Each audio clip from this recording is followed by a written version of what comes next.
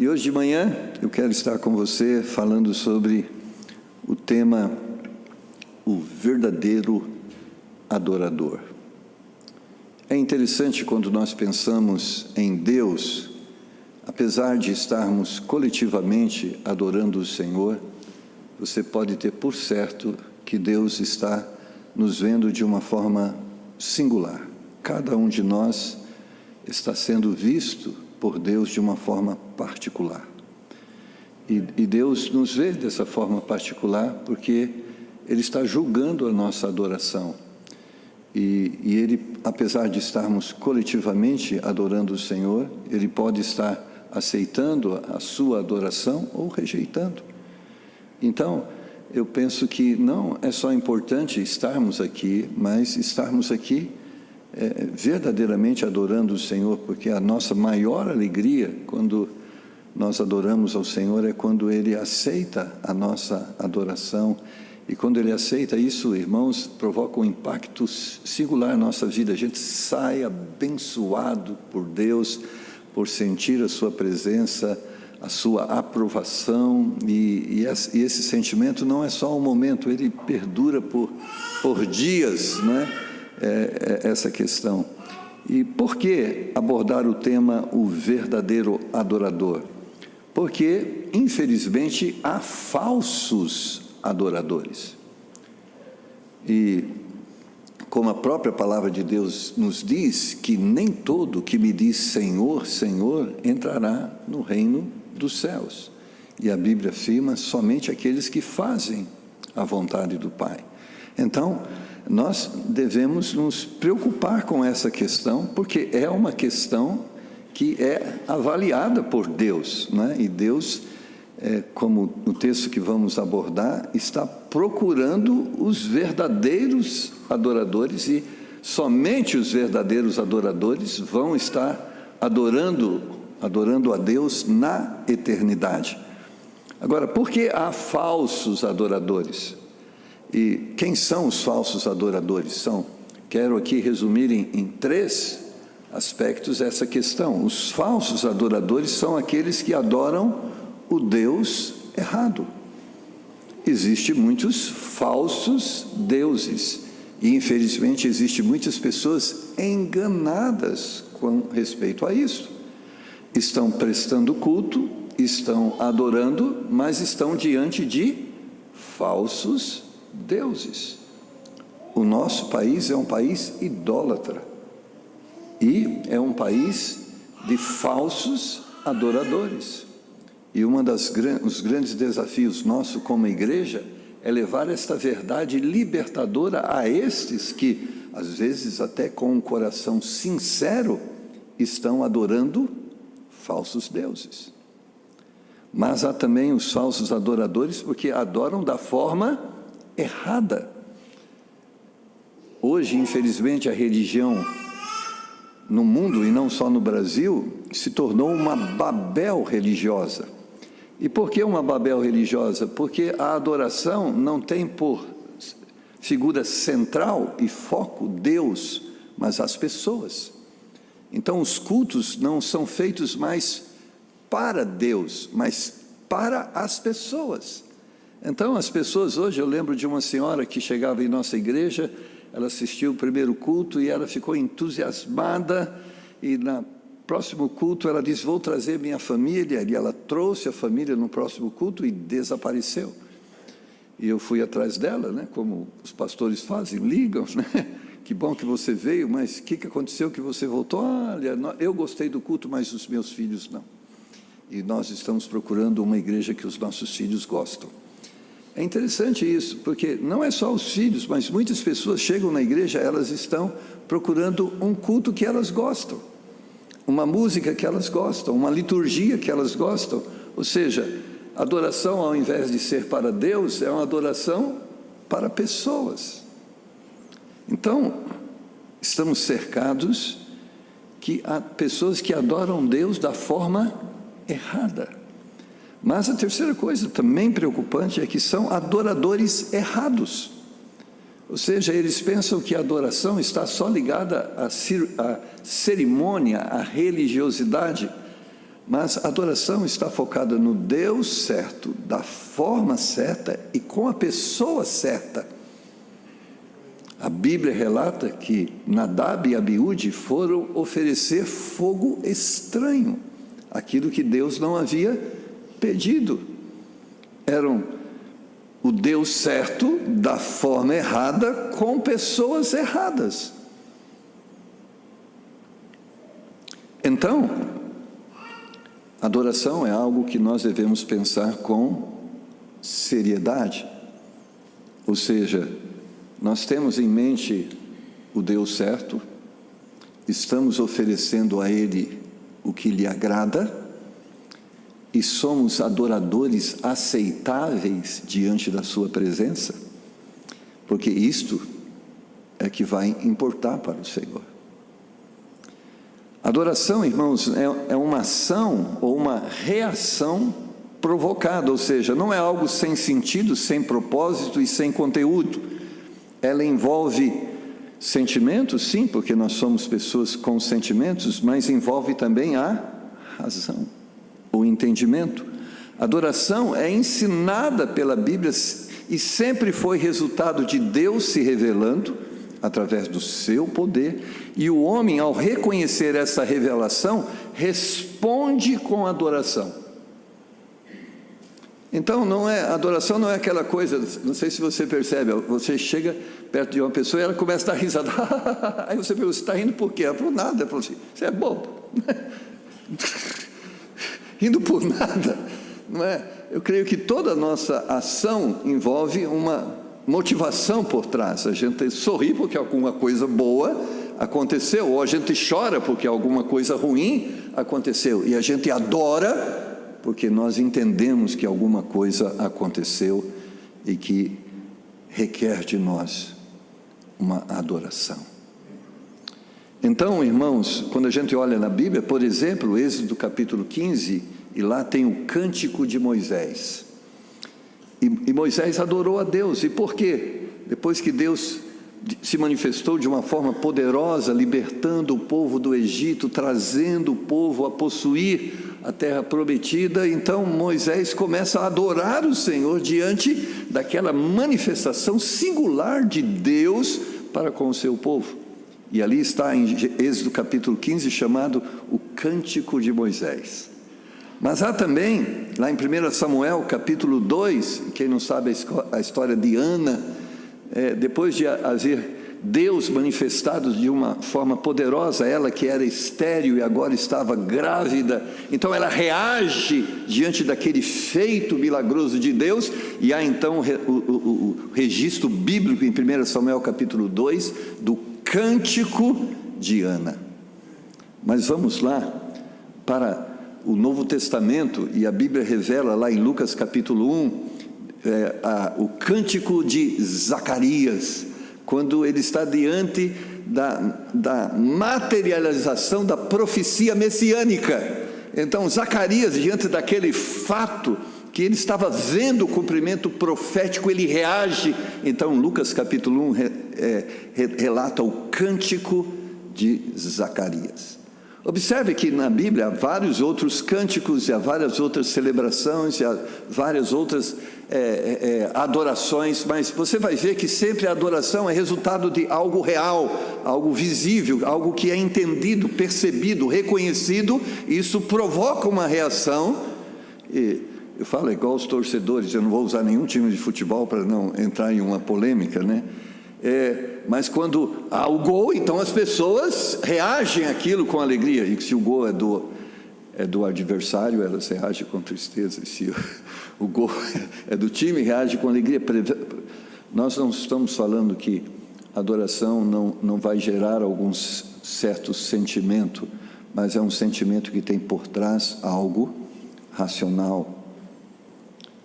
E por que eu falo isso? Nós cantamos aqui vários louvores. Eu não estou aqui criticando, só te provocando. Mas se a gente parar para pensar, qual foi o primeiro hino que nós cantamos? Qual foi a mensagem que nós cantamos? Qual foi a do segundo hino? Do terceiro hino? Percebe que muitas vezes nós fazemos as coisas mecanicamente. elas não incluem a razão, simplesmente um cerimonial e uma liturgia, mas cada hino que nós cantamos tinha uma mensagem, e aquilo era a coisa mais importante do hino.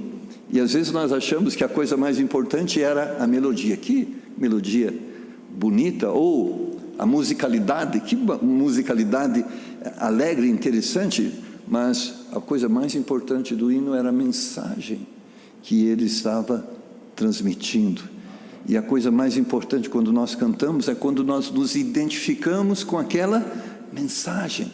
E aquilo para nós é algo muito importante, e isso fará com que aquele louvor se torne um louvor alegre, um louvor celebrativo. Por que abordamos esse tema, o verdadeiro adorador? Nós, cristãos, e eu como pastor, somos sempre inquietados pelo pensamento como termos um culto mais alegre e mais avivado. E eu gosto muito do pastor Rômulo, porque você percebe que ele sempre é uma pessoa avivada, e ele não gosta de cantar aquelas coisas arrastadas, né? Até Manso e Suave, cantado pelo pastor Rômulo, se torna um hino alegre, né? Mas Manso e Suave por alguns parece um culto fúnebre, né? Chamando um pecador à sepultura. Venha manso e suave, chegou a hora de você morrer agora, venha devagar. Mas como termos um culto mais alegre e mais avivado? O que me preocupa não é a pergunta, porque sempre eu como pastor, as pessoas chegam: pastor, nós precisamos de um culto mais alegre, mais avivado, a nossa igreja está morta. Já passou isso pela sua mente? Pelo seu coração? Às vezes passa pelo coração de muitas pessoas, e o que preocupa muitas vezes é a resposta. Quando eu pergunto para ele: o que é um culto alegre para você? Pastor, nós precisamos de hinos mais alegres. E aí eu conheço igrejas que cantam samba para Jesus, rock para Jesus, rap para Jesus, e um monte de coisa para Jesus, e eles dizem: agora nós temos um culto alegre. Será? Se você for no baile funk, talvez há muita alegria, ou num concerto de rock, ou talvez numa apresentação da Sinfônica. Mas algumas outras pessoas vão além, dizem: talvez nós precisamos de certos dons espirituais, nossa igreja está precisando de alguns dons, por exemplo, de revelação, de profecia, de línguas estranhas, porque aí os cultos serão... Eu lembro de algumas igrejas que o Glória nem precisa de microfone, ele é ouvido na próxima quadra, e os pulos nem precisa do rap, sabe? Eles já pulam. Mas eu não estou criticando, eu estou fazendo uma reflexão com você, né? Porque pessoas, às vezes como eu: pastor, talvez nós precisamos modificar, colocar alguns instrumentos, algumas músicas diferentes, talvez, muitos vão até além, precisamos que o Senhor pregue com mais entusiasmo, então nós precisamos de animadores de auditório. Não sei se você sabe dos bastidores daqueles programas de auditório. Então você tem um animador, mas você tem ali aquela pessoa que é como um regente: agora bate palma, eles, agora... Eles são os regentes, e você olha e fala assim: o negócio ali está legal, não, mas tem alguém provocando, bate palma, sorri, pula agora. Nós precisamos, é isso que é ser um culto alegre, empolgante. Eu não sou tão novo assim, eu nasci em 1964, e eu me lembro em tempos que as pessoas eram muito simples. Ainda eu peguei aquela fase em que o conhecimento intelectual era limitado a poucas pessoas, nem todos tinham conhecimento, e o número de analfabetos era muito grande, e nós não tínhamos na época musicistas, não é? Com tanta qualidade como nós temos hoje. Às vezes nas igrejas nem tinham instrumentos musicais, mas eu lembro naquela época que as igrejas, apesar de suas limitações, tinham cultos empolgantes, e os crentes eram empolgados. E não tinha piano de cauda, e não tinha violino, e não tinha... Às vezes as pessoas cantavam simplesmente com as vozes, mas os crentes eram vibrantes, alegres, entusiasmados. Quero considerar junto com você que cultos mortos são consequências de adoradores errados, adorando um Deus errado e de forma errada. Porque cultos alegres são cultos onde Deus se faz presente, onde Deus se torna audível e de uma certa forma visível. E cultos mortos são cultos onde Deus não está presente, Deus não se manifesta, não se torna visível, tampouco audível. Cultos mortos não necessariamente são cultos onde não há sorriso, pulos, não é isso. Talvez há muitos lugares que há pulos, gritos e grande histeria, entre aspas, espirituais, mas são mortos. Porque aonde há Deus, há vida. Aonde não há Deus, não há vida. Então, cultos vivos é cultos onde Deus é percebido. A gente sai do culto e diz: Deus falou comigo, senti sua presença, estou saindo diferente do que entrou, tomei algumas decisões que vão fazer muita diferença na minha vida. Então, irmãos, cultos vivos são consequência de adoradores consagrados, adorando um Deus verdadeiro de forma certa. Para isso eu quero usar um texto muito conhecido seu, de João capítulo 4, versículos 19 a 24. E é um texto muito interessante porque ele vai tratar sobre esse assunto, e você conhece essa história do encontro de Jesus com a mulher samaritana. E é interessante que ele vai abordar algumas questões muito importantes para nos ensinar sobre este assunto. E se você abrir o João capítulo 4, versículos 19 a 24, e Lília, eles disseram que eu posso ir até 11 horas, mas se eu quiser eu posso passar de 11 horas. O que você acha? Misericórdia. Minha esposa é o meu termômetro espiritual, sabe? Quando eu termino o culto, ela diz: olha, você foi um fracasso. Então, ou ela terminou: gostei. Mas ela, graças a Deus por ela, né? Porque ela me ajuda, né? Às vezes ela diz para mim: você precisa ler mais alguns livros, porque você está repetindo os mesmos exemplos. Então são bênçãos na nossa vida, amém, irmãos?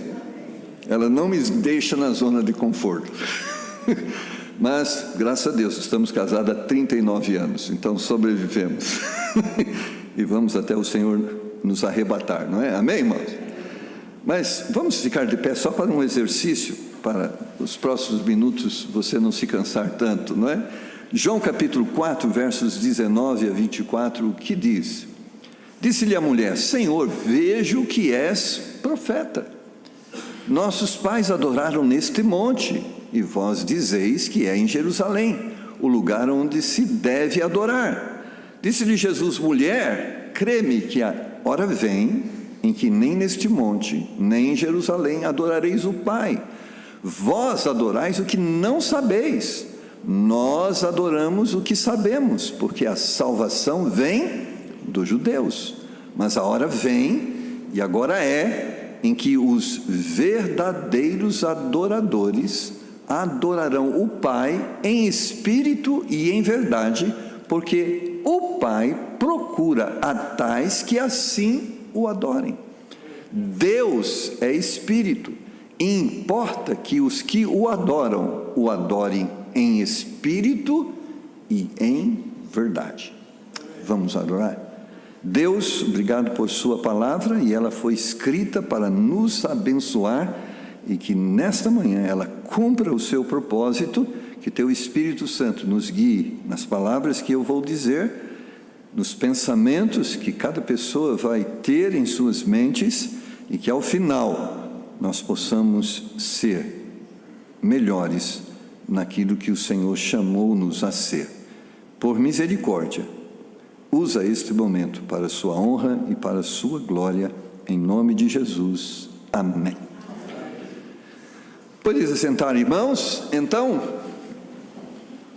uma coisa muito importante: Deus não está procurando cantores, Deus não está procurando músicos, Deus não está procurando conjuntos e corais, Deus não está procurando espetáculos, Deus está procurando verdadeiros adoradores. O Pai procura a tais que assim o adoram.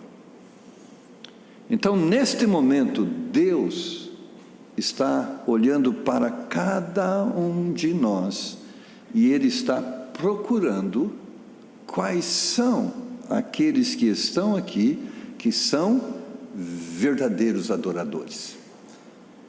E por que Ele está procurando os verdadeiros adoradores? Porque é um Deus gracioso e abençoador, e Ele quer responder a esta adoração com a sua paz, com a sua graça, com as suas bênçãos.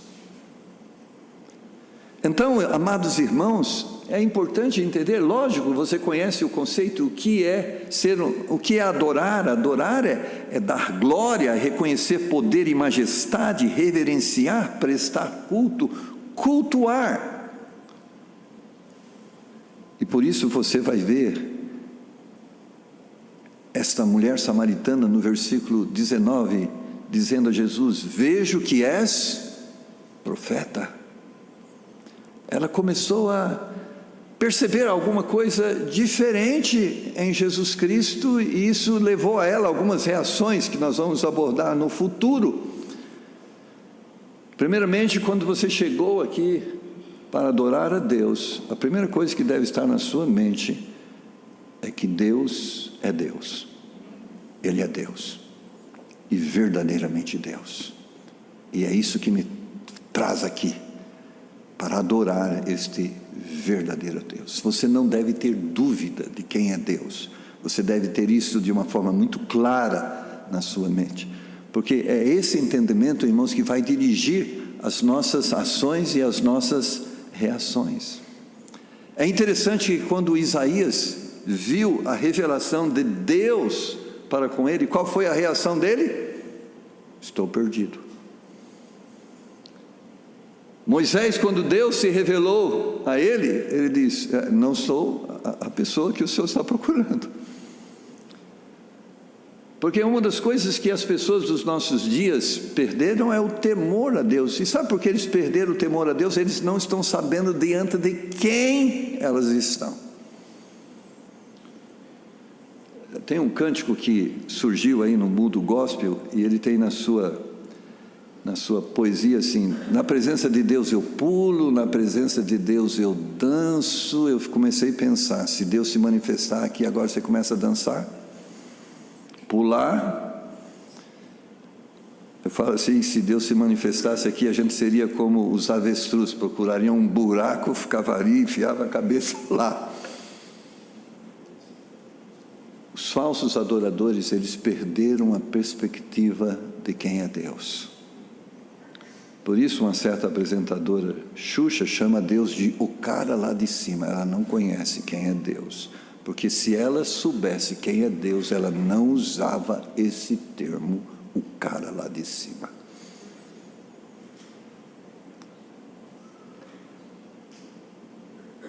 Por isso, irmãos, o verdadeiro adorador, primeiramente, importante, primeiro aspecto, o verdadeiro adorador não está somente nos templos. Isto é muito importante.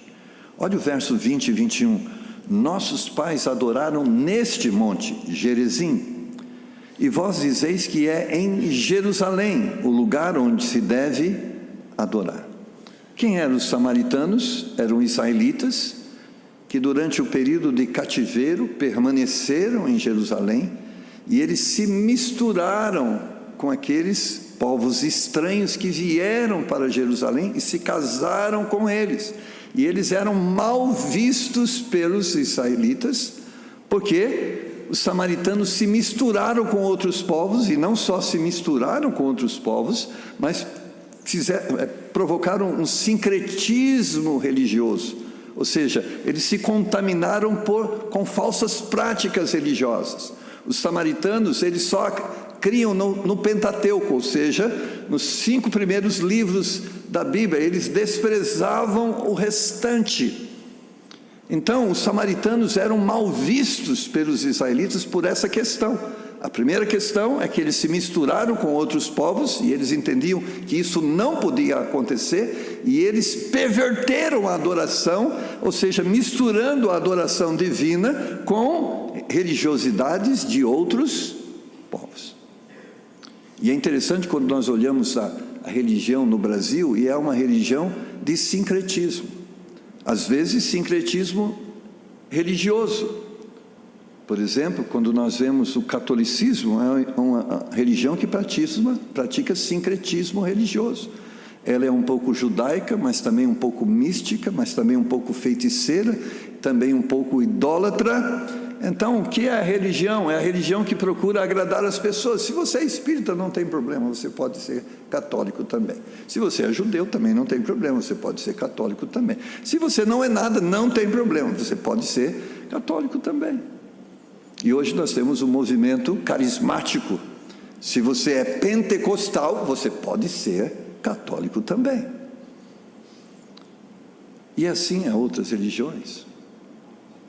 Mas talvez você fale assim, nós batistas, pastor, longe de nós, tal pensamento, mas infelizmente muitas igrejas estão praticando sincretismo religioso. Elas não são ecumênicas, muitas vezes na mensagem, mas são ecumênicas na liturgia. Então elas trazem hinos da adventistas, elas trazem hinos dos movimentos pentecostais, e elas dizem, nós somos fundamentalistas, mas muitas vezes ecumênicos em sua liturgia. O versículo 21 vai dizer, disse-lhe Jesus, mulher, crê-me que a hora vem, e que nem neste monte, nem em Jerusalém adorareis o Pai. E nesse primeiro momento, Jesus vai estar dizendo que o verdadeiro adorador não está somente nos templos. E por que nós estamos dizendo assim? É interessante, muitos crentes são assim, eles vêm na igreja, irmãos, e eles vestem a roupa de crente. Eles alguns põem terno e gravata, outros não, mas você olha para eles e diz, parece crente. Mas quando eles saem da igreja, aquela vestimenta é como o uniforme da empresa. Quando eles estão na empresa, eles colocam o uniforme. Quando eles saem da empresa, eles deixam o uniforme lá. Muitas vezes é assim que acontece com muitos crentes. Chega na igreja, eles cantam hinos espirituais, com poesia bíblica, com ritmo sadio. Mas quando eles saem para a rua, a música muda, a roupa muda, o comportamento muda. O que Jesus está dizendo? Os verdadeiros adoradores, eles não estão limitados ao templo. Eles são adoradores no templo e quando eles saem, eles continuam sendo adoradores. Porque às vezes, as pessoas cantam músicas que agradam a Deus na igreja, mas a televisão não agrada a Deus. O rádio não agrada a Deus. A Bíblia diz que os verdadeiros adoradores não estão limitados a uma liturgia. Eles estão expansivos e a liturgia atinge suas vidas. Eu ainda sou do tempo que ainda era Roberto Carlos, Erasmo Carlos, e eu nem sei qual um cantor moderno hoje. Se alguém puder me ajudar, um cantor moderno hoje. Eu sei que ninguém quer se revelar aqui. Mas o que eu quero dizer para você, os verdadeiros adoradores, o conceito da verdade não está limitado ao templo. Se tem algo que nós não podemos cantar no templo, este algo também não pode ser cantado na nossa casa, não pode ser ouvido no nosso carro. Ele deve nos acompanhar em todos os nossos momentos. É isso que está dizendo. Por quê? Porque muitos estão presos a uma tradição que não se... Nós muitas vezes estamos presos a uma tradição que nos faz entender que o único lugar que adoramos a Deus é nos templos. Há muitas pessoas que só leem a Bíblia na igreja. Há muitas pessoas que só oram na igreja. Há muitas pessoas que só cantam hinos de louvor e adoração à igreja. E quando eles saem daqui, nem existe mais Bíblia, nem existe mais oração, nem existe mais adoração. O verdadeiro adorador, irmãos, adora o Senhor em todos os lugares. É o que Jesus está dizendo. Você aqui, olha, estava pensando que é no Monte Gerizim, os judeus estão pensando que é lá em Jerusalém. Eu estou dizendo que o verdadeiro adorador não necessariamente vai estar em Jerusalém, ou vai estar em Gerizim, no Monte Gerizim. O verdadeiro adorador, ele está aonde ele está. Então pensa sobre isso, que você é um adorador quando sai daqui da igreja. Você continua sendo um adorador quando você está trabalhando. Você continua sendo um adorador quando você está na escola. O verdadeiro adorador é adorador quando está perto dos seus amigos. E o verdadeiro adorador é o verdadeiro adorador quando está na igreja. Porque a verdadeira adoração, irmãos, ela é trazida lá de fora para dentro, e ela é trabalhada daqui de dentro para fora. Eu sempre digo para a igreja, não existe roupa de crente para a igreja, existe roupa de crente para a vida. Ou seja, os nossos valores que faz com que a gente escolha as roupas para ir na igreja, deve ser os mesmos valores que a gente usa para as roupas que vestimos depois que saímos para a igreja. Quando estou falando de valores, não estou falando de modelos. E os princípios de vestimenta é pudor, diferenciação e modéstia, que é os que estão na Bíblia Sagrada. Pudor, diferenciação e modéstia são os princípios de vestimento. Então os verdadeiros adoradores, eles estão preocupados como Deus está vendo ele dentro de casa, quando Deus está vendo ele quando ele vai trabalhar, quando Deus está vendo ele quando ele está na escola. Deus está procurando os verdadeiros adoradores, porque tem muitos adoradores que eles vestem máscaras, e quando eles chegam na igreja eles põem máscara de adorador, e você olha para ele e fala assim, nossa, que crente. Eles são aquelas pessoas, nossa, eles são educados. Como vai, irmã? Tudo bem? Você passou bem? Como foi sua semana? E quando chega em casa, aquela vestimenta ficou da igreja. Eles agridem o cônjuge, espancam os filhos, dão maus testemunhos aos vizinhos. E a pergunta é verdadeiro adorador? Porque o mundo, apesar de não aceitar a nossa fé, eles percebem quem são os verdadeiros. Nós não podemos limitar nossa religiosidade às cerimônias. É interessante que Atos capítulo 16, versículo 25, narra a história de Paulo e Silas, e nesse trecho Paulo e Silas estavam presos, tinham sido chicoteados, espancados por causa da sua fé. E a Bíblia diz que perto da meia-noite, verso 25 de Atos 16, Paulo e Silas oravam e cantavam hinos a Deus, e os outros presos os escutavam. É interessante que Paulo e Silas não estavam no templo. Por outro lado, estavam num lugar muito inadequado. Hoje a mídia estava criticando esses dias sobre o presídio da Papudinha, né? Isso é um negócio assim. E a discussão é qual era mais confortável. Mas eu quero dizer para você que nos tempos de Paulo e Silas, as prisões não eram nada confortável. Não tinham TV de algumas polegadas com streaming, não tinha nada disso. Eram masmorras. Mas a Bíblia diz que, apesar deles estarem lá, eles estavam adorando a Deus. Eles estavam cantando, mesmo machucados, mesmo depois de serem esbofeteados, porque adoradores adoram a Deus não porque as coisas estão boas, mas também quando as coisas não estão boas, porque eles reconhecem a soberania de Deus. Eles sabem quem é Deus. E se aquilo está acontecendo, é como Paulo vai dizer aos Tessalonicenses: regozijai-vos sempre. Quando a gente tem a consciência de quem é Deus, da soberania de Deus, nós cremos que Paulo diz em Romanos 8, tudo coopera para o bem. Eles adoram a Deus, como Jó disse: Deus deu, Deus tirou, bendito seja o nome do Senhor. Porque verdadeiros adoradores não vão na igreja só porque, pastor, hoje eu não estou bem, não vou na igreja. O verdadeiro adorador vai na igreja mesmo quando tudo não está bem. Porque tem gente que é assim, ele olha para o céu, hoje vai chover, hoje não é um dia para ir na igreja.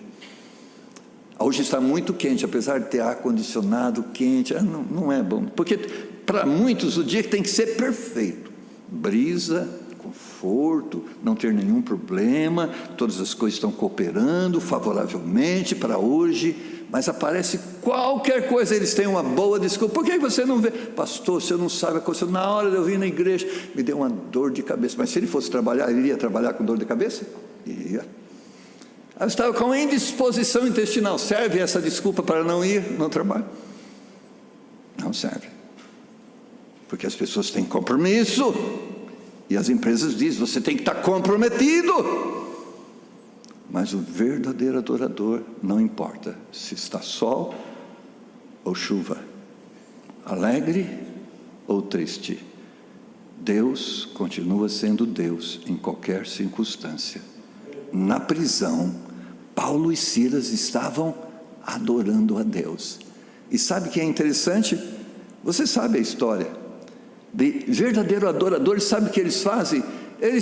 As pessoas olham para eles, os verdadeiros adoradores falam assim: rapaz, eu estou interessado pelo Deus dessa pessoa, porque eu estou vendo que essas pessoas, depois de serem surradas, estarem sofrendo, elas estão em paz, elas estão em alegria, porque é isso que o verdadeiro adorador comunica, a presença de Deus. E a presença de Deus em meio às tribulações é paz, a presença de Deus em meio às lutas é alegria. Você fala alegria por causa da luta? Não, alegria por causa do Senhor, o Deus de toda a consolação. E você sabe o final da história. As pessoas se interessaram pelo Deus de Paulo e Silas. E sabe, irmãos, o que tem afastado pessoas de nossas igrejas não é a ausência no poder do Evangelho de Cristo, porque o Evangelho de Cristo tem poder para transformar mulheres samaritanas, tem poder para transformar mulheres Maria Madalena, tem poder para transformar cobradores de impostos corruptos. Mas sabe o que tem afastado pessoas da igreja? Falsos adoradores. Porque as pessoas olham para eles e eles dizem: vão na minha igreja. Eles dizem: mas vão lá na igreja. Eles não têm a educação para dizer, eles não vão dizer para você, porque olha, se a tua igreja, o que ela faz é isso aí, eu prefiro ficar na minha, a minha está muito boa. Obrigado, porque ao olhar para você, não me interessa o Deus seu, porque esse Deus seu é um Deus que não faz muita diferença. Eu vou dizer isso, irmãos, o que tem afastado a gente, pessoas das nossas igrejas, não é porque as coisas estão mais difíceis agora, nunca foram fáceis.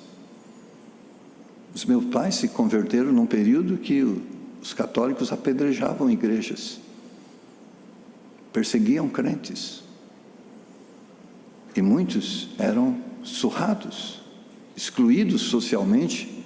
Minha mãe foi excomungada da sua família porque se converteu. Nunca foi fácil. Você acha que foi fácil no tempo da igreja primitiva? Diante de leões, guilhotina, cruz. Mas sabe o que tem afastado pessoas da igreja? São falsos adoradores. Sabe o que é triste ouvir de algumas pessoas? Elas disserem, crentes, dizendo assim: pastor, eu prefiro contratar um incrédulo para trabalhar para mim do que contratar um crente, porque eu já passei por tantas decepções. Sabe o que tem afastado pessoas das nossas igrejas? São falsos adoradores. Sabe o que acontece quando há verdadeiros adoradores? É aquilo que aconteceu quando Paulo e Silas cantavam hinos na prisão. As pessoas começaram a se interessar pelo Deus de Paulo e pelo Deus de Silas. Porque cá entre nós não parece um lugar muito adequado o lugar onde Paulo e Silas estavam adorando a Deus. Talvez você diga, o meu trabalho não é o lugar muito adequado para que eu possa adorar a Deus. Talvez você diga, minha escola não é um lugar muito adequado para eu adorar a Deus. Aí eu pergunto para você, será que a prisão era um lugar adequado para adorar a Deus? Porque o lugar adequado para adorar a Deus não está aqui à volta, está aqui dentro do coração. Mateus capítulo 5, verso 16, diz um texto maravilhoso e pontua de forma objetiva: assim resplandeça a vossa luz diante dos homens, para que vejam as vossas boas obras e glorifique a vosso Pai que está nos céus. Quando o mundo olha para nós e vê a presença de Deus na nossa vida, porque a presença de Deus na nossa vida é paz, a presença de Deus na nossa vida é alegria, a presença de Deus na nossa vida é suprimento de necessidades. Quando as pessoas olham para nós e vê paz, e vê alegria, e vê suprimento, sabe que elas vão perguntar a receita: como você consegue ser feliz apesar disso tudo? Como você pode estar alegre vivendo nesse Brasil? Como você pode estar em paz diante de todas as coisas política e geopolítica acontecendo à nossa volta?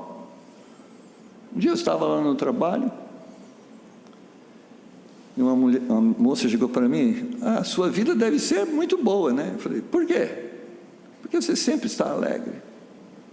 Eu disse: você quer saber os problemas de ordem alfabética ou numérica? Não, é melhor numérica, porque a alfabética só tem 23, não vai dar.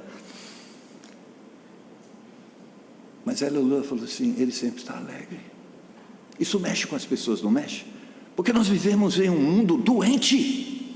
As pessoas estão amarguradas, as pessoas estão destruídas emocionalmente. Hoje os remédios que trabalham doenças chamadas doenças emocionais é o que se mais vende na farmácia. Existem pessoas que precisam dessas medicações porque existem enfermidades, não estou falando disso, mas estou falando daquelas pessoas: não consigo dormir, existe uma coisa na minha mente, eu fico em agonia, estou em desespero, aí toma Rivotril, Gradernal, Diazepam, etc, etc, e a pessoa aí cura não, ela fica assim: o que você tem? Nada, não tem mais nada, não sente mais as pernas, não sente mais os braços, não sente mais nada. Não é isso que eu estou falando de um Deus que anestesia as pessoas, não, um Deus que conserva as pessoas racionais. Tem problema, mas Deus é maior do que eles. Tem dificuldades, mas nós vamos vencê-las. Maior é o que está em nós do que aquele que está no mundo. Eu tenho, o pior que pode acontecer, eu acordar no céu. Se o pior que vai acontecer é acordar no céu, nós estamos bem, não estamos? As pessoas perguntam para mim: pastor, está tudo bem? Ele falou: melhor do que eu mereço. Eu falo: como assim? Para quem ia para o inferno está indo para o céu, vou reclamar do quê? De nada, eu estou muito bem, obrigado. Verdadeiros adoradores, irmãos, eles saem da igreja e eles atraem pessoas a Cristo, não com palavras, mas com a vida. Por isso há muito menos pessoas interessadas no Evangelho, porque pessoas não estão atraindo pessoas a Cristo, estão afastando pessoas de Cristo. Eu quero dizer com cuidado. A Bíblia, de uma forma muito dura, nos adverte. Ela diz: é lícito que venha o escândalo. Deus está dizendo: não vou colocar debaixo do tapete, eu vou revelar. Mas ela continua: ai daquele que por meio dele vier o escândalo. Porque o que Deus está falando: a vida é minha, eu faço dela o que eu quiser. Não, a vida não é sua, a vida é de Deus. Deus é o detentor da vida, não é você. Todos nós vamos comparecer diante de Deus, e a Bíblia diz que o critério do julgamento é: cada um será julgado segundo as suas obras. Quando você sai da igreja, as pessoas te veem como crente? Porque tem gente, sabe, tem gente que é assim. Você chega no serviço e diz: quero convidar você para ir na minha igreja, vai ter uma programação especial. A pessoa arregala o olho e diz: você é crente? Ela falou: sou. Não parece. Ai, irmãos, rapaz, é uma facada no coração, não é? Uma facada. Mas se existe vaidade, essa é uma vaidade boa, né? Eu moro num prédio, mas eu não chego lá com o título pastor. Eu fico discreto. Aí os porteiros, você sabe que pessoas ficam incomodadas, eles veem as pessoas, aquilo mexe com eles, ficam meio irritados, parece assim: aquele cara é anormal, aquele cara é diferente. Aí você olha para ele: bom dia, como vai, tudo bem com você? Ele fala: não, esse cara... Aí ele pergunta, eles vão fazer a pergunta: você por um acaso é evangélico? Ele diz. Eu falo assim: sim. Ele diz: eu percebi. Não é bonito isso quando as pessoas, você não fala nada, e você dá um convite: eu quero convidar você a ir para a igreja. Eu sabia que você era crente, eu percebi. Porque, irmãos, os verdadeiros adoradores são perceptíveis, sobretudo no mundo de trevas, eles são mais perceptíveis do que nunca, porque a luz no meio das trevas, ela é percebida. Não dá para ser agente secreto no mundo, não dá para disfarçar, porque cada dia que passa, com a apostasia do mundo, com a mundanização, com a imoralidade, cada vez mais o crente vai se tornando ET. Mas o evangelho, o neo-evangelho, sabe o que ele faz? Faz as pessoas, o cristianismo, ser parecido com o mundo, quando na realidade o cristianismo deveria nos fazer mais parecido com Cristo. Adoradores adoram a Deus com as suas vidas, e ao adorarem a Deus com as suas vidas, eles vão levar outros, a partir do seu exemplo, a adorarem também a Deus. É o que diz Mateus 5,16. O adorador do templo deve continuar adorador quando sair do templo. Eu quero que você saia daqui com essa visão: quando você sair daquela porta, você continua sendo adorador. E a música que você não pode cantar na igreja, você não pode cantar lá fora. A roupa que você não pode usar na igreja, você não deve usar lá fora. As coisas que você não pode ver na igreja, você não pode ver lá fora. Eu lembro de um casal, amigo meu, ele falava: pastor, chega 9 horas, todos vão dormir. Eu coloco minhas crianças para dormir. Um dia um deles perguntou: papai, você não vai ficar? Porque naquele tempo ainda tinha, como é que chamava aquelas tarjas? Inapropriado para pessoas menores de 18 anos. E os jovens ficavam loucos para ver, né? Logo, tenho 18 anos, vou poder ver as coisas que não podem ser vistas por pessoas menores. E o filho perguntou: pai, por que você não assiste aqueles programas depois de tal hora? Ele falou assim para os seus filhos: que não serve para você ver, não serve para mim ver também, porque não é inapropriado para a idade, é inapropriado para a moral. Salmo 101, o salmista vai dizer: eu quero ter uma vida consagrada, então eu vou escolher o que eu coloco diante dos meus olhos, eu vou escolher com quais as pessoas eu vou ter comunhão, porque eu sou um adorador. Por isso, primeira coisa, o adorador não está em Jerusalém, o adorador não está no Monte Gerizim, o adorador está aonde? Aonde ele está.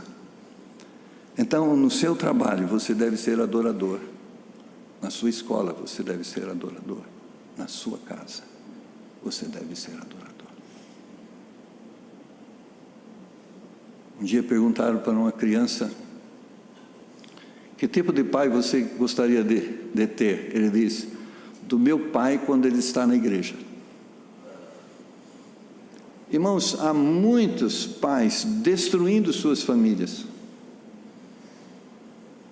Muitos pais cristãos estão perdendo. Eu não estou dizendo que não há exceções, por favor, não é regra, mas estou dizendo um alerta.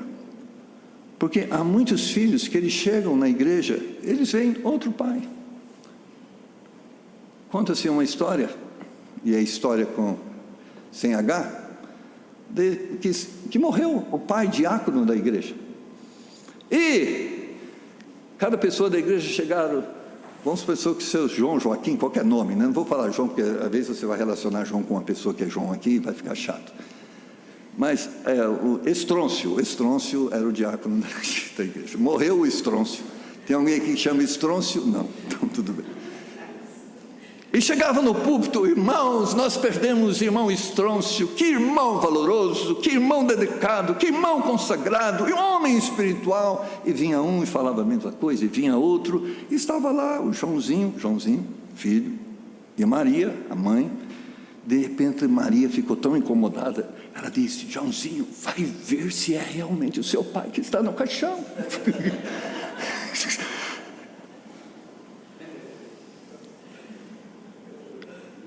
Irmão, sabe o que tem destruído muitas famílias? Isto. Porque às vezes o marido é educado na igreja. Como vai, irmã? Como vai, irmão? Bom dia, boa tarde. E chega em casa, é um animal. A criança fala: essa é uma religião de hipócrita. Sabe o que vai acontecer com ele? Eu não quero saber de igreja. Eu não quero saber de Deus. Porque olha o que Deus faz. Cria esse tipo de pessoa. Aí a pessoa troca de igreja e troca de pastor. Na realidade ela tem que trocar de vida. Não de igreja, tampouco de pastor. Porque os verdadeiros adoradores atraem pessoas do mundo e os da própria casa para o Senhor.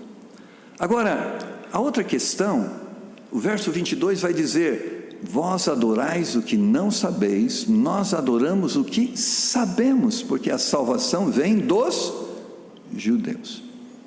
Então nossa adoração deve ser racional.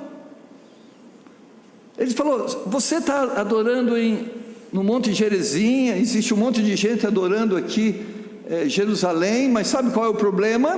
Eles estão adorando em Jerusalém, mas não reconhecem Jesus como Messias. Eles estão adorando no Monte Gerizim, mas eles não entendem que eu sou o Messias. Porque no diálogo que você sabe, se você soubesse quem estava falando com você, você me pediria água e eu lhe daria água. Você precisa entender, não é que é no Monte Gerizim, não é que é em Jerusalém, você precisa entender quem é o Deus que você precisa adorar.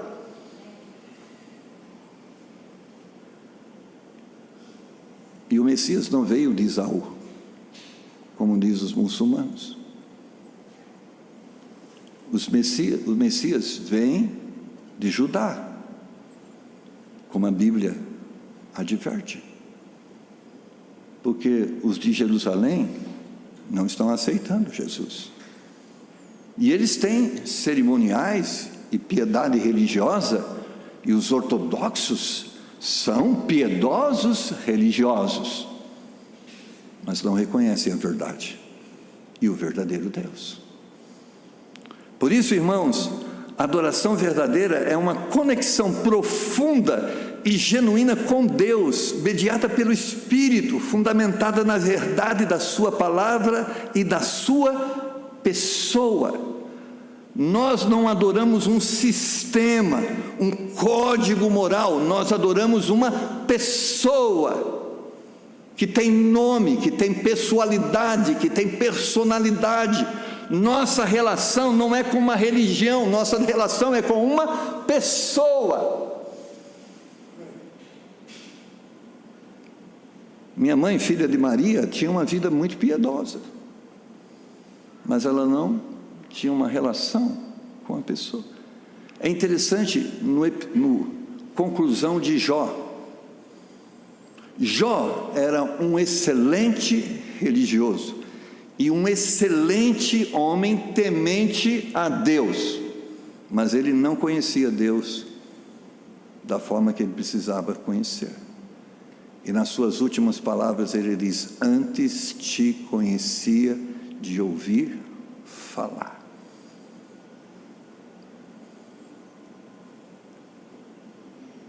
Cantar sem saber o que está cantando, louvar sem saber o que está louvando, adorar sem saber quem está adorando, não é adoração.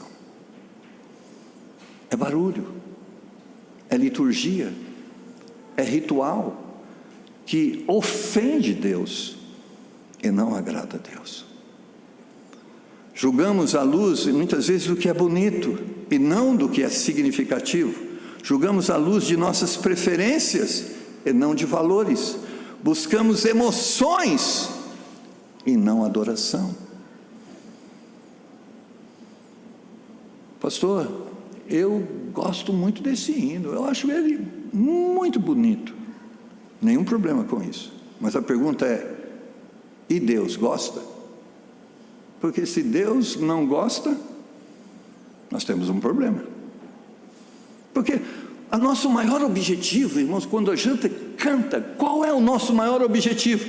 Que a gente goste do hino, que a gente ache simpático a melodia e a rítmica do hino. Não, a nossa maior preocupação é a pergunta: o senhor está gostando? É do seu gosto? Quando a gente convida alguém para a nossa casa e vai fazer um almoço e um jantar para ele, qual a sua maior preocupação? É fazer a melhor comida? É essa a preocupação? Você começa a sondar. O que você come? O que você gosta? Não é assim? E aí você chama a pessoa e você já sondou o que ele gosta, e você vai, pega aquele. Hoje, graças a Deus, tem rede WhatsApp, ela faz qualquer prato, né? Eles têm receita para qualquer prato. Antigamente não. Aí você vai lá, faz o prato, e é interessante, aí a pessoa começa a comer, você fica assim, você está esperando alguma reação, e às vezes ela vem espontânea, né? Que gostoso, mas às vezes ela não vem, aí você fica incomodado, e aí você não resiste, aí você vai, e aí? Você gostou? E as pessoas são sempre muito educadas, né? Nossa, maravilhoso, nunca comi algo igual. Você fala assim: glória a Deus, que bênção, alcancei o objetivo. Minha sogra era interessante, ela abominava o cheiro de camarão, não só o camarão, o cheiro, mas meu sogro adorava, e ele já sabe disso. Ela, quando cozinhava camarão, ela colocava máscara. E a pessoa, você cozinhando, não quero sentir cheiro dele. Não pode experimentar. Não gosto. Mas qual era o contentamento depois de pronto? Você olhar para quem está comendo. E a pessoa, delícia. Nossa, ela não gosta, ela detesta camarão. Nem do cheiro, mas quando a pessoa diz: nossa, que coisa, gol, acertei, negócio sensacional. Irmãos, deveria ser esta a expectativa nossa. O hino não é para nós gostarmos, não é o ritmo que me agrada, não é a melodia que me agrada. Eu quero cantar aqui, e a pergunta é: Deus, o que o Senhor achou? Deus falou: joia, aleluia, alcancei o objetivo. Mas sabe que muitas vezes acontece na igreja? Nós nos tornamos críticos de espetáculo. O problema não é se Deus gostou, é se eu gostei. E aí você fala, a pessoa cantou lá uma heresia, e você fala, achei legal, viu, que você cantou, estava bem afinado. A pergunta é, Deus gostou? Porque este é o objetivo da adoração. O centro da adoração não é você. O centro da adoração é Ele.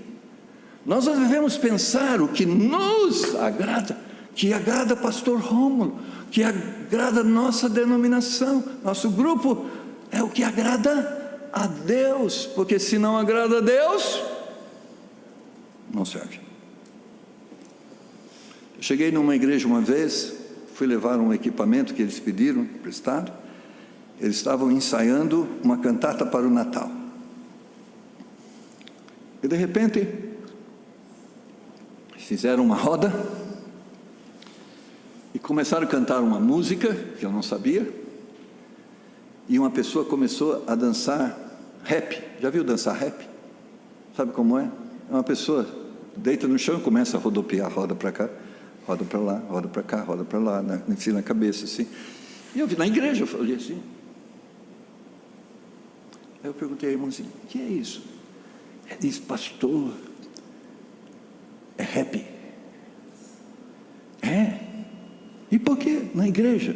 É rap para Jesus. Para Jesus. Mas irmã, rap é uma música do mundo. Ela falou, mas nós convertemos o rap do diabo para o rap para Jesus. Eu achei interessante. Vamos converter rock do diabo para o rock para Jesus, samba do diabo para o samba de Jesus. O problema não é converter a letra, é converter os valores, porque a música, ela exterioriza valores. O rock é uma música anárquica, de feitiçaria, é uma música de imoralidade. Esses são os seus valores: anarquia, feitiçaria e imoralidade. O problema não é mudar a letra, é descaracterizar a desses valores.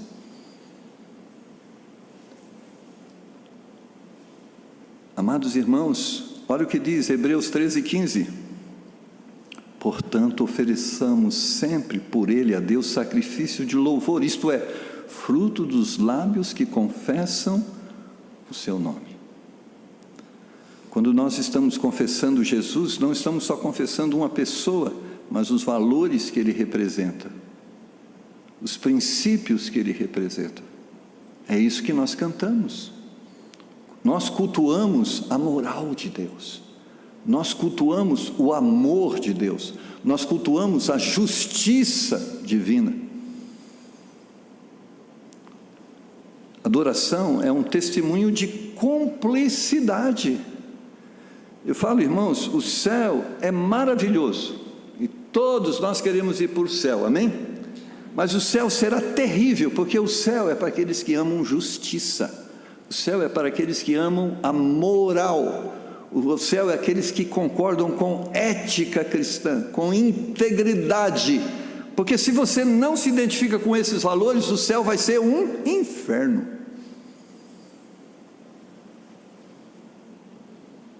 Chega lá no céu, Senhor, eu sei que o Senhor é um Deus de verdade, mas eu tenho o hábito de, algumas vezes eu minto. Tem problema? Mas é mentirinha, é para preservação do matrimônio. Se eu disser para ela a verdade, vai causar um problema, o senhor sabe, então eu não quero um problema. Então, muitas vezes eu preciso mentir. Vós tendes por pai o diabo, que é mentiroso e pai da mentira. Por isso a Bíblia diz que mentiroso não entra no céu. Então, quando a gente pensa no céu, irmãos, o céu é celebrativo para quem? Para quem tem valores do céu. Se você não tem valores do céu, o céu será um inferno. Então, é melhor ficar no inferno. Nossa adoração deve unir lábios, mente e coração. Mas a hora vem, verso 23 e 24, em que os verdadeiros adoradores adorarão o Pai em espírito e em verdade, porque o Pai procura a tais que assim o adorem. Deus é espírito, e importa que o adorem em espírito e em verdade. Um conceito vital é adoração em espírito e em verdade, esse é o foco. Essa frase é um divisor de águas para a compreensão da adoração cristã. Historicamente, a adoração era ligada a locais geográficos específicos, Monte Gerizim para os samaritanos, Jerusalém para os judeus, e a rituais prescritos. Jesus anuncia uma nova era, onde o foco não é aonde, mas o como e quem. Deus muda o foco aonde? Ele tira o foco da onde? E Ele vai colocar o foco em como e quem. Porque você sabe as exigências para a adoração no templo. Os sacerdotes tinham um ritual que deveriam seguir, as exigências eram rígidas. Mas Jesus diz, Romanos 12, 1 e 2, você precisa transformar a mente, forma de entender, para experimentar a boa, agradável e perfeita vontade de Deus. Deus está agora mudando o foco, não é mais em Jerusalém, não é mais em Gerizim, agora é como você adora e quem você é quando está adorando. Por isso a palavra em espírito não se refere a um estado emocional ou um entusiasmo superficial, significa que a adoração deve emanar do interior do ser, do espírito humano renovado e habitado pelo Espírito de Deus. É uma adoração que transcende as formas externas, as rituais e liturgias, focando na conexão genuína e na entrega interior. É a adoração que o Espírito capacita e guia vida de um coração transformado. A adoração, primeiro, Deus está preocupado em quem você é, para depois o que você está fazendo. Muitas vezes a religião está muito preocupada com o exterior. Aí você olha para o pastor Marcos, quem você vê? Santo homem de Deus, terno, gravata combinando com terno. Estou vestido, sou um bom representante de Cristo, sim. Mas para Deus, você só dá graça.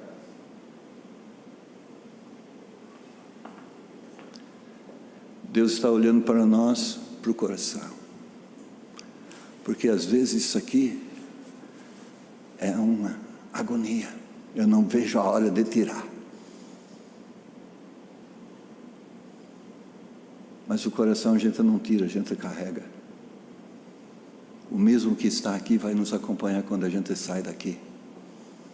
E por isso nosso juízo é limitado. Eu julgo por aquilo que eu vejo, eu julgo por aquilo que eu ouço. Mas o profeta diz, eu, o Senhor, esquadrinho os corações e provo os pensamentos.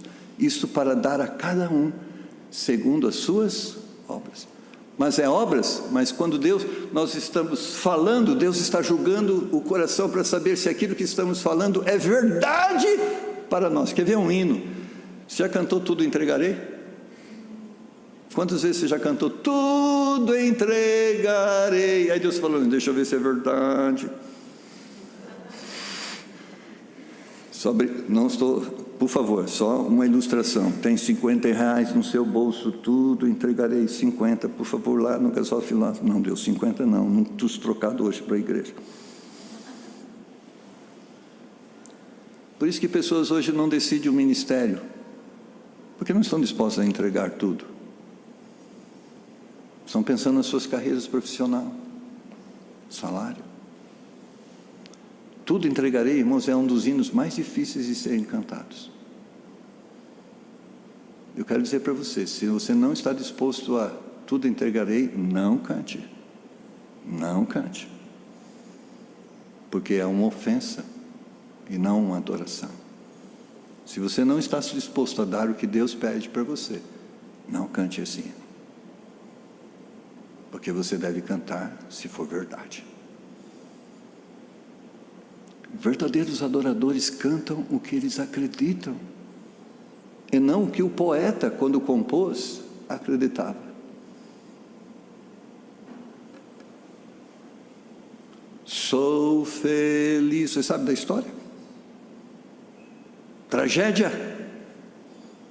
E ele compôs ainda: sou feliz com Jesus. Perdeu a família.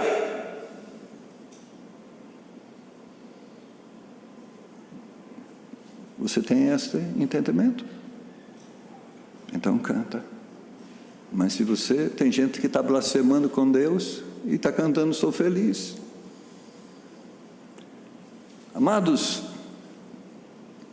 em espírito não é emoção, mas coração, mente. E em verdade, complementa, eu preciso terminar, não vou chegar até às 11, e você diz amém. Amém, obrigado. Complementando a adoração em espírito, não é uma adoração baseada em sentimentos voláteis, mas na verdade de quem Deus é revelado em Jesus Cristo e nas Escrituras. É uma adoração autêntica, sincera, sem hipocrisia, que reconhece a realidade da pessoa de Deus e da sua própria condição. A verdade aqui é também a pessoa de Jesus, que é o caminho, a verdade e a vida, conforme 14:6. Adorar em verdade significa adorar a Deus, o Deus verdadeiro, através da revelação do Filho, que é a encarnação da verdade. Juntos, Espírito e verdade indicam uma adoração que é tanto interna quanto objetivamente verdadeira, impulsionada pelo Espírito e fundamentada na revelação de Cristo. Ele não se limita a um templo, a um ritual, mas uma realidade que permeia toda a vida do crente. O Pai procura por tais adoradores, indicando a natureza ativa e intencional do desejo de Deus por uma comunhão genuína. Ou seja, Deus entrou aqui na igreja antes que você estivesse aqui, amém? Ele já estava aqui, e Ele estava esperando que aqui chegasse quem? Os verdadeiros adoradores. Ele estava esperando. E aí chegou você, chegou eu, chegou todos nós, e Ele está aqui agora. Deixa eu ver.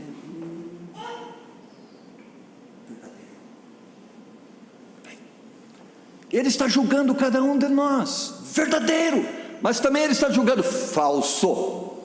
Talvez, graças a Deus que Ele falou que o juízo de Deus hoje é silencioso, ninguém percebe, mas Ele está julgando.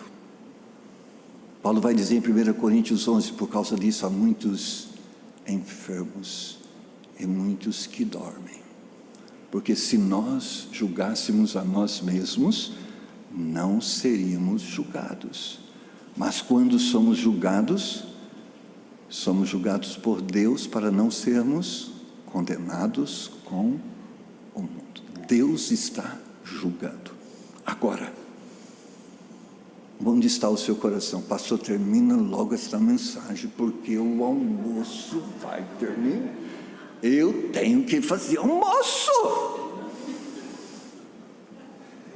Se você tem que fazer almoço, sai agora, mas não fique assim, aqui. Agora, se você deixa almoço para lá, meu marido vai reclamar, meus filhos, mas eu vou ficar aqui, eu vou escutar até o final. Temos que unir nosso coração e a verdade, para sermos verdadeiros adoradores. Não nosso corpo, nosso coração, nossa mente, julgada pela palavra, porque nossos pensamentos, irmãos, são loucos. A gente gosta de cada coisa estranha, né? Por exemplo, eu, mineiro, gosto de jiló. Quem gosta de jiló, levanta a mão. Quem está disposto a experimentar jiló hoje, levanta a mão. É estranho, não é? Tem gente que gosta de escargot e paga caro.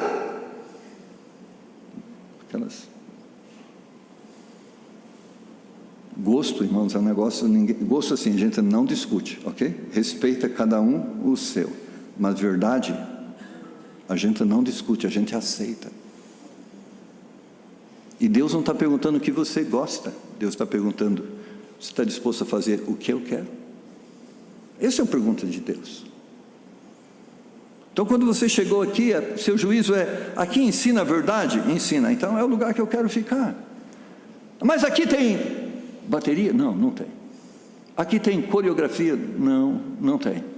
Mas isso é verdade? Não, não é. Mas eu quero isso. Eu vou procurar uma igreja que tem. Ok, você é livre. Vai procurar.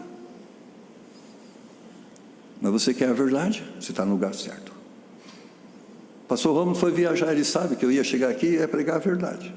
Não ia pregar outra coisa, a não ser a verdade.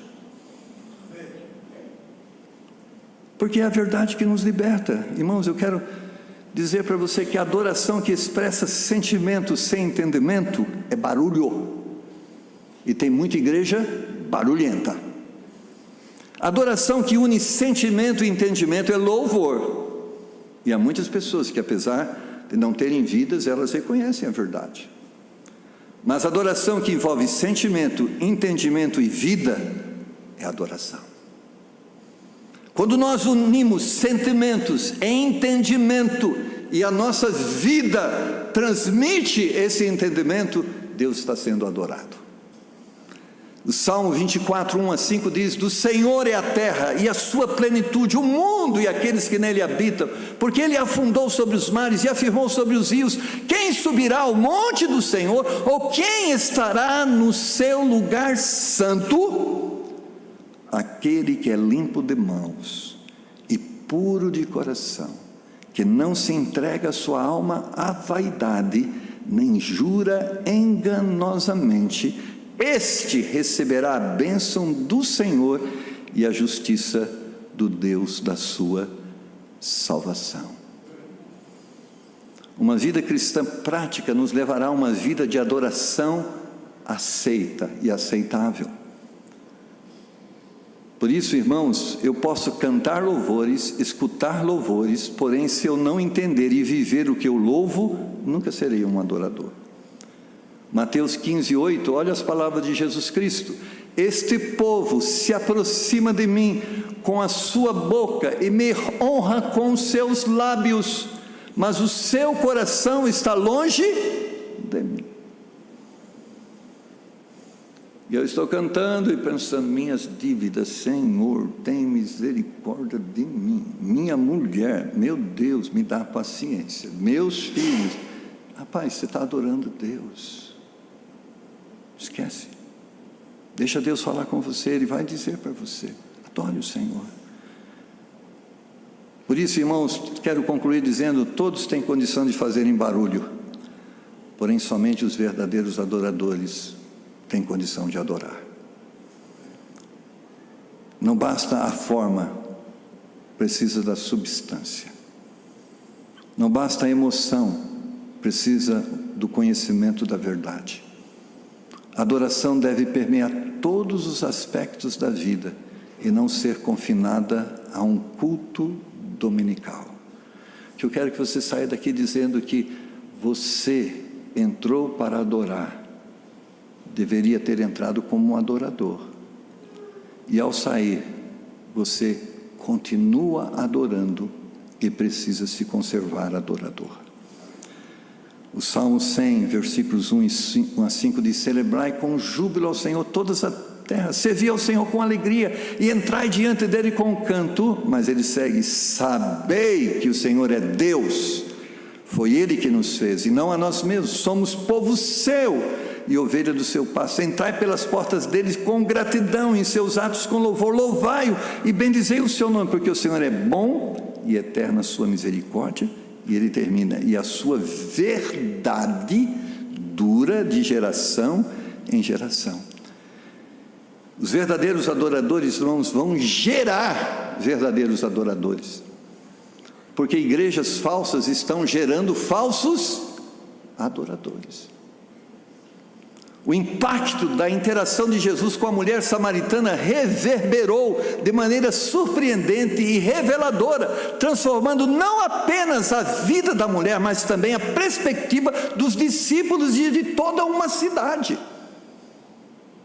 Olha esse ensino sobre verdadeiro adorador, o que ele provocou. Primeiro, nos discípulos, ao retornarem ao poço, justamente no momento da revelação messiânica de Jesus, sua reação é de perplexidade, João 4:27. Eles se maravilharam de que falava com uma mulher, mas ninguém ousou perguntar que perguntas, ou por que falas com ela. Isso revela o quanto de preconceito social e religioso estavam arraigados, até mesmo entre os seguidores mais próximos de Jesus. Eles estavam acostumados a um modelo de discipulado e interação social que Jesus estava ativamente desmantelando, porque para eles, quem poderia adorar? Somente judeus poderiam adorar.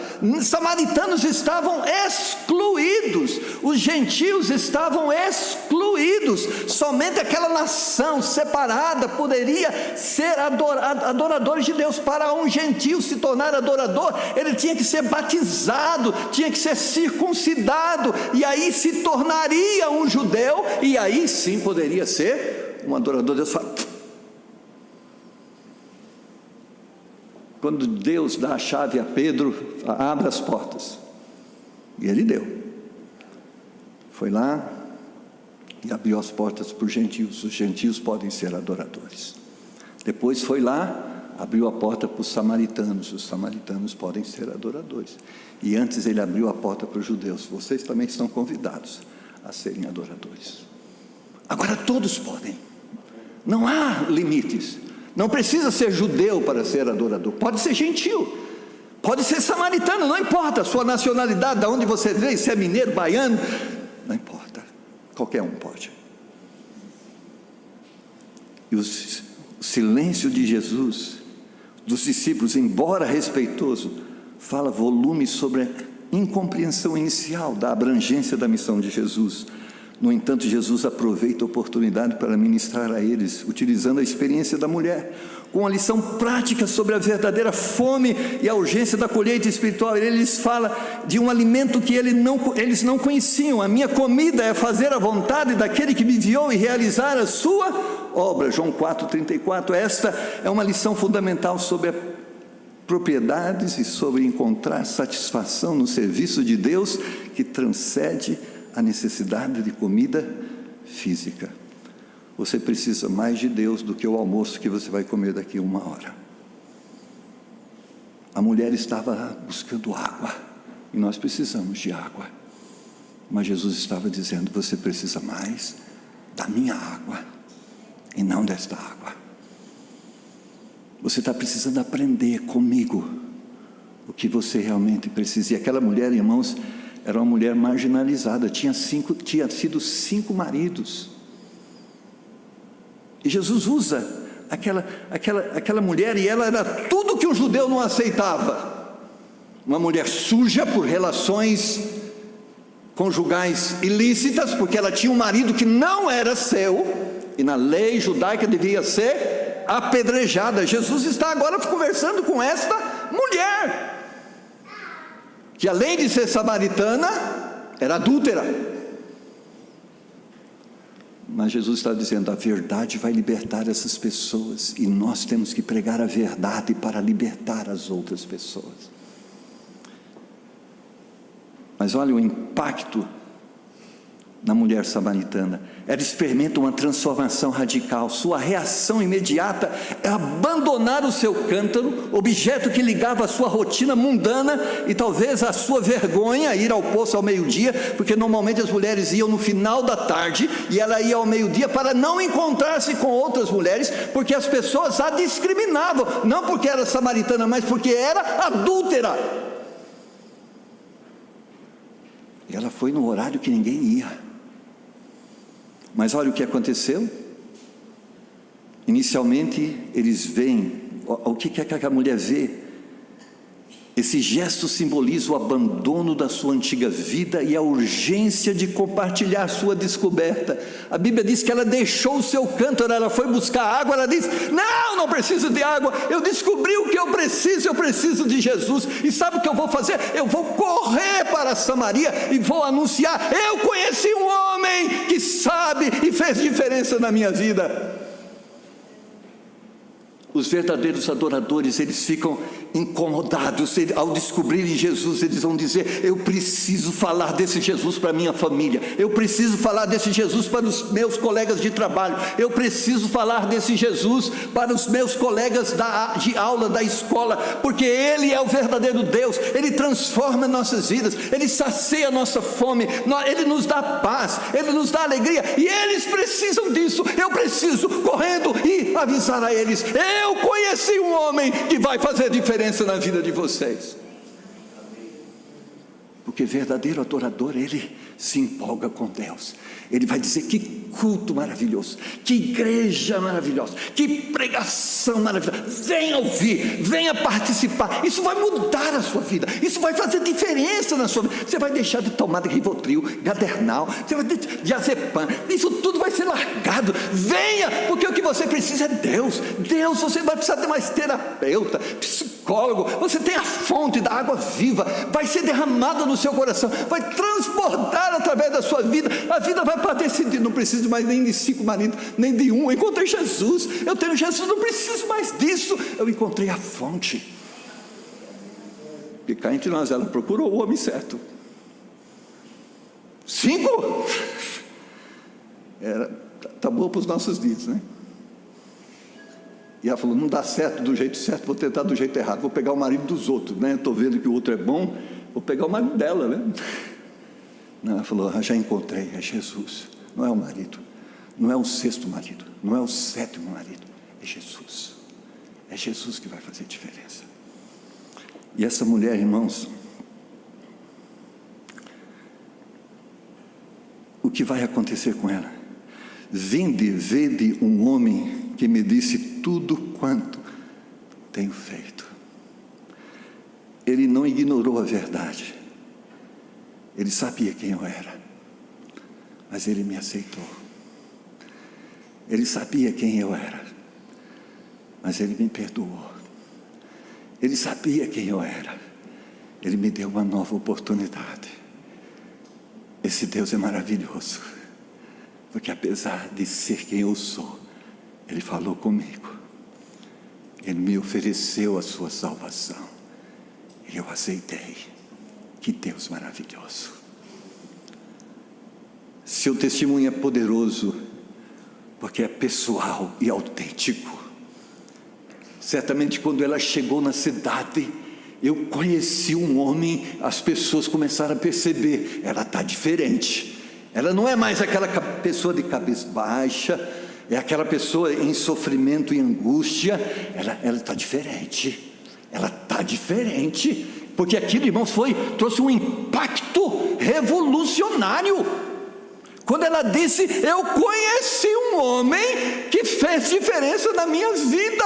Ele disse que eu tenho oportunidade de ser uma pessoa diferente. Ele disse que eu posso ser alegre. Ele disse que eu posso ser feliz. Eu, que vocês bem conhecem, que vivi a minha vida sendo desprezada, marginalizada, sendo uma pessoa indesejável, eu agora percebi que eu tenho valor, que houve alguém que me amou e veio em minha direção.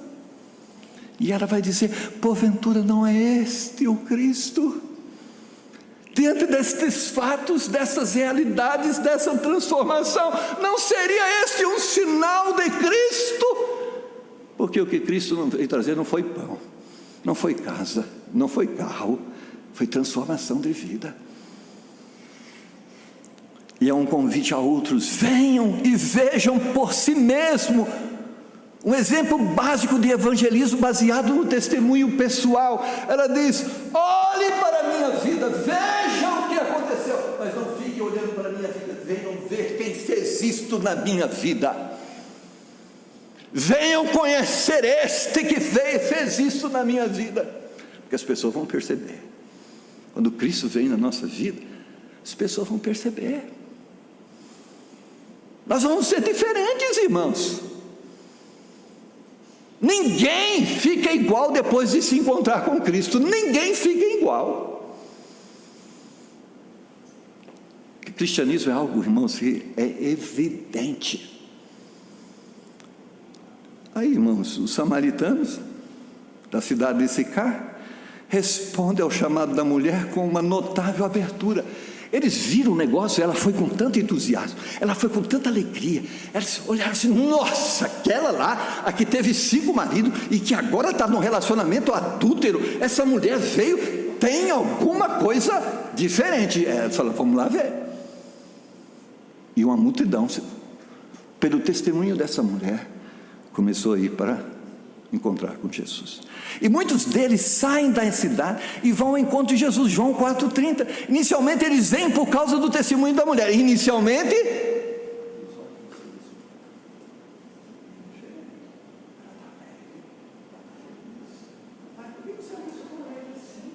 tudo bem na sua vida, não tem problema. Não, tem Jesus. É Jesus que faz tudo isso. Jesus se alegre, feliz, educada, uma pessoa responsável, uma pessoa que produz. É Jesus que faz isso aí? Qual a igreja que você frequenta? Templo Batista Maranata. Posso ir lá? Pode. Aí elas vêm por causa de quem? Dela. Vem por causa dela. Virá por causa de você. Por causa de você eles vão vir aqui. Eles vão olhar para a sua vida e falar: deve ter coisa boa lá. Porque eles voltam contentes, gordinhos. Eles voltam diferente. Eu vou lá. Porque pessoas são curiosas, irmão. Pessoas são curiosas. Somente coisa boa. Quando você fala assim: olha, eu fui numa festa, onde é a festa? Qual é o bar? Qual é o restaurante? Não é assim que a gente faz? Comi uma comida que você não sabe, que comida boa. Você fala: onde? Aonde? A gente não quer saber a comida. Onde é esse lugar? Rua tal, fulano de tal. Vou lá.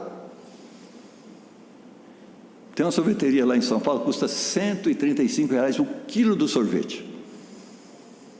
Mas teve um irmão que falou assim: pastor, o negócio é bom demais. Custa 135, uma bola de sorvete é R$25. Ele falou: mas é gostoso. Sabe o que eu fiz, irmão? Eu fui lá. O rapaz falou que é bom. Eu falei: vou gastar R$25. Uma vez na vida eu estou na morte. Eu levei minha esposa lá, né? Eu falei: vou lá. 2 é 35, é mais barato. Você pega 2, dá 35. Mas o negócio é bom. O negócio é bom. E agora não é porque o outro me disse, eu fui lá e vi, é bom mesmo. Se você for em São Paulo, chama Bashir. É um libanês. Tem sorvete esquisito de rosa, um negócio esquisito lá, mas é bom. O negócio é bom. Quando as pessoas olharem para a sua vida, eles vão falar assim: qual igreja que você frequenta? Eles vão vir aqui. E os samaritanos fizeram isso. Eles vêm para o começo, pelo testemunho. No entanto, Jesus permanece com eles por 2 dias e o resultado é impressionante. E muito mais creram por causa da sua palavra e disseram à mulher: já não é pelo teu dito que cremos. O João 8, 4, 41 e 42. Porque nós mesmos o temos ouvido e sabemos que este é verdadeiramente o Cristo, o Salvador do mundo. O verdadeiro adorador faz isso, meu irmão, e eu passei 2 minutos. Ele é transformado e ele vai para a rua. Aí as pessoas veem a transformação, se interessam pela igreja dele. Vou conhecer a sua igreja. Aí eles vêm na igreja sua. Aí eles ouvem um pastor Rômulo pregar, o pastor Johnson pregar e outros irmãos pregar. Eles falaram assim: não é por aquilo que você disse. Nós estamos vendo, é verdade mesmo. Essa igreja é uma bênção. Mas quem trouxe? Seu testemunho. Seu testemunho. Nosso testemunho. Essa igreja vai encher se sair daqui verdadeiros adoradores. Porque o mundo está doente. E ele está clamando por paz, ele está clamando por alegria, porque é um mundo que carece desses sentimentos. O mundo está precisando, mas ele precisa ver para se interessar. E quando eles verem os verdadeiros adoradores, sabe o que vai acontecer? Eles vão lotar esses bancos. Você crê que Deus vai fazer lotar esses bancos? Mas para anotar ele precisa do quê? Verdadeiros adoradores. Essa é uma lição crucial no evangelismo, o testemunho pessoal. O que enche a igreja, irmãos, não é técnica evangelística, não é programa evangelístico. O que enche a igreja é verdadeiros adoradores. E o que está esvaziando a igreja são falsos adoradores.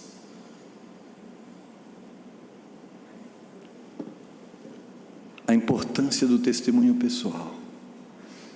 A mulher samaritana, de uma figura marginalizada, tornou-se uma evangelista poderosa. Sua história de vida, combinada com a revelação de Jesus, foi o catalisador para a fé de muitos. Isso nos ensina que não precisamos ser teólogos ou pregadores renomados para sermos eficazes na missão. Nossa experiência pessoal com Jesus, combinada com a coragem de compartilhá-la, é uma ferramenta poderosa na mão de Deus. O que Deus está procurando hoje? Verdadeiros adoradores. Verdadeiros adoradores vão fazer diferença na igreja. O culto será vivo, alegre, pulsante. Verdadeiros adoradores vão fazer diferença no mundo. Vão atrair pessoas para Cristo. Por isso, considere nessa manhã essa proposta divina. Deus está procurando verdadeiros adoradores para o adorarem, mas para levarem outros a adorarem. Você pode fazer muita diferença nesta igreja. Não pelo curso que você vai fazer na escola, é bom fazer curso. Não pelos instrumentos que você pode manusear, tocar com maestria, não. Se você for o verdadeiro adorador, meu irmão, se prepare. Deus tem grandes coisas a fazer. Vamos orar, pastor?